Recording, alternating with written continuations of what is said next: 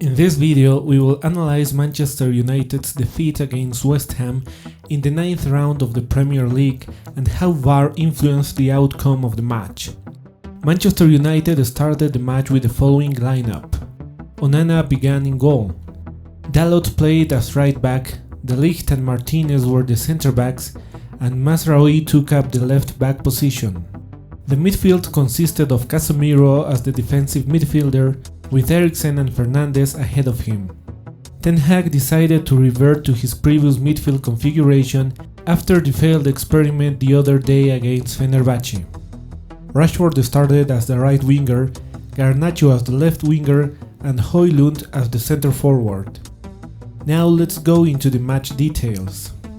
In the opening minutes, Manchester United had total control of the ball, showing improvements in their collective play and attempting to create scoring chances against West Ham's goal. However, it's worth mentioning that United's early positives were also due to West Ham's weaknesses, as they failed to impact the game's dynamics, allowing United a lot of ease. Remember, West Ham had been struggling, ranking 16th in the league before this match. As a result of United's dominance, they had some important chances, such as Garnacho's shot that hit the post, another attempt from Garnacho that unfortunately went wide, and a header from Fernandes. From the 15th minute on, West Ham tried to respond but couldn't influence the game much, as United maintained control of the ball. In the 31st minute, Dalot made a terrible error. After receiving a brilliant pass from Fernandes, and with the goalkeeper out of the way, he failed to score despite the open net. This play will undoubtedly be heavily discussed, as it could have altered the course of the game. While United has had tactical and collective shortcomings this season, it's also fair to say that players have missed several scoring opportunities. Here, I'd like to make a quick note regarding United's striker role, which is challenging for whoever occupies it. In today's match, the clearest scoring chances came from the wingers, midfielders, and even the right back. Højlund doesn't receive quality passes to score. He is always receiving with his back to goal, when he should be getting passes facing the goal to make an impact. Ten Hag's tactical setup doesn't support the strikers. The first half had another clear scoring chance when Casemiro headed the ball after a great pass from Eriksen. On this occasion, the goalkeeper reacted well and prevented United from going ahead. The first half ended goalless, and the difference between it and the second half was like night and day. For the second half, West Ham made some changes and finally got into the game. United faced a real challenge from their opponent only in this half, as they had absolute control in the first. The game became much more contested, with West Ham trying to create chances and United struggling to break free from their pressure. West Ham greatly improved with Lopetegui's substitutions, and it was only a matter of time before they scored, which they did through Somerville. Minutes later, United equalized with a goal from Casemiro, assisted by Xirse, who had received a pass from Dalot, who in turn had received an exceptional pass from Diallo. West Ham had already retreated after their goal, which allowed United to score.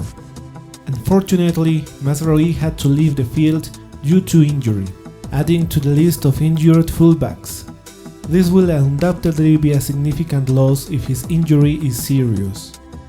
Around the minute 90, West Ham was awarded a penalty after the referee was called by VAR to review a controversial challenge between the ligt and Ings.